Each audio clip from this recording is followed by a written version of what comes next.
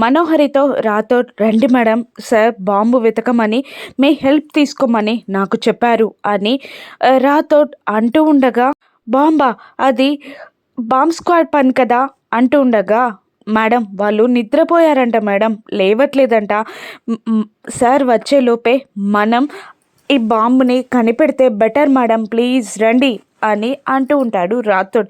మనమా బాంబా అని భయపడుతూ ఉంటుంది మనోహరి. అవును మేడం రండి తొందరగా రండి అని రాథోడ్ అంటూ ఉండగా సరే నేను వస్తాను నువ్వు వెళ్ళు అని రాథోడ్కి చెప్పగానే రాథోడ్ బాంబు వెతడానికి వెళ్ళిపోతాడు. ఏంట్రా దేవుడా నాకు ఈ పరీక్ష, బాంబు పెట్టిన నేనే బాంబుని వెతకాలా అని తిట్టుకుంటూ మనోహరి కూడా లోపలికి వెళ్తుంది. ఇక ఒక్కొక్కరిగా వచ్చి ఆ భాగ్యని ఆశీర్వదించి వెళ్తూ ఉన్నారు. ఇంకా 6 మినిట్స్ మాత్రమే ఉంటుంది.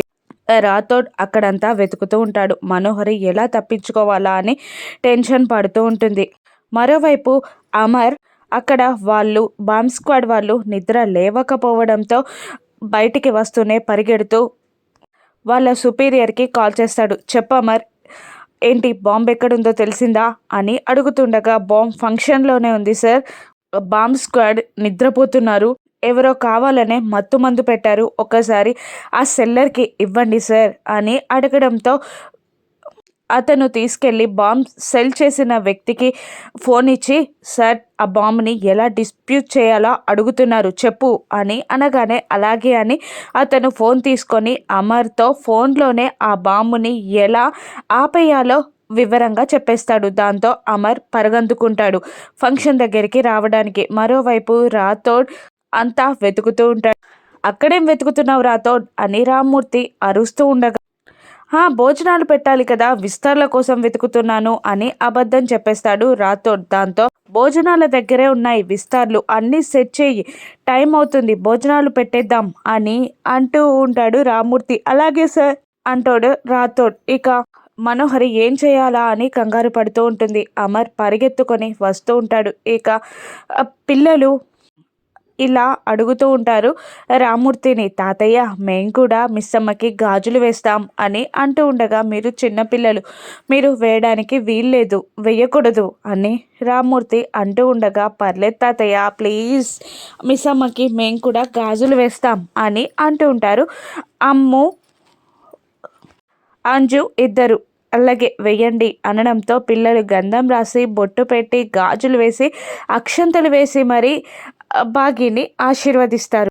ఇక ఆనంద్ ఆకాష్ మేము మిస్సమ్మని ఆశీర్వదించే అధికారం మాకు లేదు కానీ చెల్లి నిన్ను మేము ఆశీర్వదిస్తాం అని అంటూ భాగ్య కడుపుపై అక్షంతలు వేసి నువ్వు హ్యాపీగా తొందరగా బయటికి వచ్చేయాలి చెల్లి, ఇది నీ వెల్కమ్ పార్టీ అనుకో అని ఆకాష్ సరదాగా మాట్లాడుతూ చెప్తూ ఉంటాడు. ఇక వాళ్ళందరూ కలిసి సెల్ఫీలు దిగుతూ ఉంటారు. మనోహరి టెన్షన్ పడుతూ ఉంటుంది. అమర్ పరుగున వస్తూ ఉంటాడు. ఇక చెంబ మనోహరికి కాల్ చేస్తుంది. ఎక్కడున్నావు, టైం అయిపోతుంది బయటికి రా, లేదంటే వాళ్ళతో పాటు నువ్వు చేస్తావు అని అంటూ ఉంటుంది.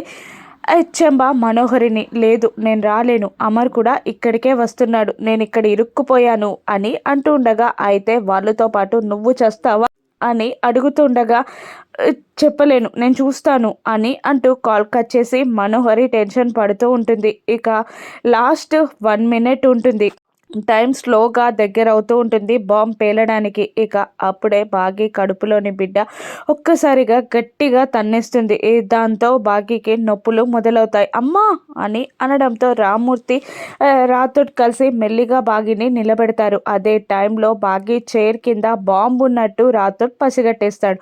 వామ్మో అని అనుకుంటూ ఉంటాడు. ఏమైందమ్మా అని రామ్మూర్తి భాగ్యని అడుగుతుండగా నొప్పులు వస్తున్నాయి నాన్న అని అనడంతో అక్కడున్న ముత్తైదువులు హాస్పిటల్కి తీసుకెళ్ళండి తొందరగా, నొప్పులు మొదలైనట్టున్నాయి అని అంటూ ఉంటారు. దాంతో పదండి అని అంటూ అక్కడ బాంబు ఉందని రాథోడ్ పసిగట్టి మిస్సమ్మని బయటికి తీసుకెళ్లే ప్రయత్నం చేస్తూ ఉంటాడు. మనోహరి టెన్షన్ పడుతూ ఉండగా అమర్ లోపలికి వస్తూ ఉంటాడు. ఎక్కడికి వెళ్తున్నావు మనోహరి అని అమర్ వెళ్తున్న మనుని అడుగుతూ ఉండగా అది అమర్ భాగ్యకి నొప్పులు వస్తున్నాయి, కార్ తీద్దామని హాస్పిటల్కి తీసుకెళ్దామని వెళ్తున్నాను అని మెల్లిగా దోశ తిరిగేస్తుంది మనోహరి. దాంతో వెళ్ళు వెళ్ళు అని అంటాడు అమర్. ఇక రాథోడ్ అక్కడికి రాగానే అమర్ ఇద్దరు ఒకరినొకరు చూసుకోవడంతో చైర్ కింద బాంబు ఉందని అమర్కి రాతో చెప్పేస్తాడు. ఇక పదండి మీరు బయటికి అని అంటూ అందరూ బయటికి నడవండి, భాగ్యకి నొప్పులు వస్తున్నాయి అని అందరినీ రాతో బయటికి పంపించేస్తాడు. ఇక రామ్మూర్తి పిల్లలు మంగళ అందరూ కలిసి భాగ్యని బయటికి తీసుకెళ్ళబోతుండగా అమర్ మాత్రం ఆ చైర్ దగ్గరికి వెళ్తూ ఉంటాడు. ఆయన ఎక్కడికి వెళ్తున్నారు, ఆయన కావాలి నాకు అని అంటూ ఉంటుంది భాగ్య. అప్పుడు ఆయన వస్తారు మిస్ అమ్మ, నీకు నొప్పులు వస్తున్నాయి, హాస్పిటల్కి వెళ్దాం పదా అని రాతో అంటుండగా, లేదా ఆయన నా పక్కనే ఉండాలి అని బాగి మారం చేస్తూ ఉంటుంది. ఆయన ఇప్పుడే వస్తారు, నువ్వు పద మిస్ అమ్మ అని అంటూ అందరినీ బలవంతంగా గేట్ దగ్గరికి తీసుకొస్తాడు రాథోడ్. వాళ్ళని అక్కడ వదిలిపెట్టి మళ్ళీ ఇక్కడికి వస్తూ ఉంటాడు రాథోడ్. మరోవైపు అమర్ చైర్ కింద ఉన్న ఆ బాంబుని చూసి ఇంకా లాస్ట్ 30 సెకండ్సే ఉన్నాయని పసిగట్టి తొందరగా అక్కడున్న కటింగ్ ప్లేట్ని తీసుకొస్తాడు. ఇక టైం పూర్తవుతుంది. 5 4 3 2 సెకండ్స్ పడుతూ ఉంటాయి. లాస్ట్ 1 సెకండ్లో వైర్ కట్ చేసి అమ్మయ్య అని ఊపిరి పీల్చుకుంటాడు అమర్. లాస్ట్ 1 సెకండ్లో బాంబుని డిస్ప్యూట్ చేసేస్తాడు అమర్. మనోహరి ప్లాన్ ఫెయిల్ అయినందుకు బాగా బ్రతికిపోయినందుకు కోపంగా ఫీల్ అవుతూ ఉంటుంది. ఇక అమర్ అక్కడికి వస్తాడు, బాగి పక్కనే నిలబడతాడు. ఎలా ఉంది అని అడుగుతుండగా ఇప్పుడు కాస్త బెటర్గా ఉందండి, తగ్గింది అని అంటూ ఉంటుంది బాగి. అవును, ఇంతసేపు మీరు అక్కడ ఏం చేశారు అని అడుగుతూ ఉండగా చిన్న షార్ట్ సర్క్యూట్ అయ్యే ఉంటే దాన్ని సెట్ చేసి వస్తున్నా అని అమర్ అబద్ధం చెప్పేస్తాడు. అప్పుడు బాగి ఆ చైర్లో చాలాసేపు కూర్చున్నాను కదా, మన పాపకి ఇబ్బంది అయ్యి కాలుతో తన్నినట్టుంది అని అనగానే కడుపులోని బేబీ నిన్ను కాపాడడానికే అలా చేశానమ్మా, సారీ అని అంటూ ఉంటుంది ఆ బేబీ. దాంతో అమర్ షాక్ అవుతాడు. ఏమంటున్నారు, ఏమంది బేబీ అని అడుగుతూ ఉంటుంది బాగి. నువ్వు రెస్ట్ తీసుకుందు పదా అని ఆ బాగీని లోపలికి తీసుకెళ్తాడు అమర్. ఇక రాతోడితో దాన్ని కట్ చేసేసాను, అక్కడి నుంచి ఆ బాంబు తీసేయి అని అంటూ ఉంటాడు అమర్. ఇక అందరికీ భోజనాలు వడ్డించేస్తాడు రామ్మూర్తి. ఇక అర్ధరాత్రి అవుతుంది, ఉరుములు మెరుపులు ఉంటాయి. ఇక గుప్తా గారు ఆరుని ఇలా అడుగుతూ ఉంటాడు, ఇక వెళ్దామా బాలిక, నువ్వు ఇక్కడికి వచ్చిన పని పూర్తయింది, నీ కోరిక నెరవేరింది, నీ చేతుల మీదుగా నీ చెల్లి సీమంతం చేశావు, ఇక పద అని అంటూ ఉంటాడు గుప్తా గారు. ఇంకాసేపు గుప్తా గారు అంటూ ఉండగా, ఇంకాసేపా, ఇంకేం చేయాలనుకుంటున్నావు నువ్వు ఇక్కడ, నువ్వేం చేస్తావు, నీకు నాకు మా ప్రభువుల గారు ఏ శిక్ష వేస్తారో అని నాకు చాలా భయంగా ఉంది అంటూ ఉండగా, ప్లీజ్ గుప్తా గారు ఇంకాసేపే అని అంటూ ఉంటుంది బాగి. ఇంకాసేపు ఇక్కడుండి నువ్వేం చేస్తావు, మృత్యుదేవత వస్తుంది నీ చెల్లి కడుపులో ఉన్న బిడ్డని తీసుకెళ్ళడానికి. ఆ మృత్యుదేవత వల్ల ఆ మృతదేహాన్ని చూసి నువ్వు ఏడుస్తావా, నీ శోకం ఈ కుటుంబానికి మంచిది కాదు అని అంటూ ఉంటాడు గుప్తా.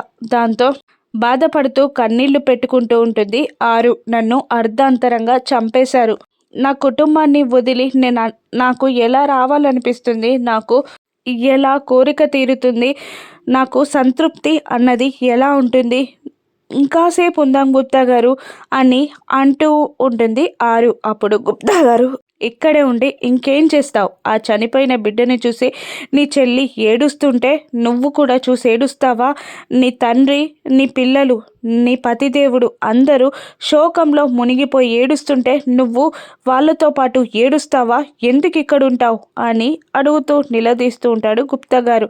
అది కాదు, ఇదొక్కటే కోరిక, ఇక మిమ్మల్ని ఏమీ అడగను, ఇది నా చివరి కోరిక అని అంటూ ఉంటుంది ఆరు. దాంతో చెయ్యి ముందుకు చాపి, ఇకపై నువ్వు నన్నేమీ అడగొద్దు, నాకు ప్రమాణం చేయి అని గుప్తా గారు అనగానే ఒక్క నిమిషం ఆలోచించిన ఆరు ప్రమాణం చేసి ఇకేం అడగను అని అనిస్తుంది.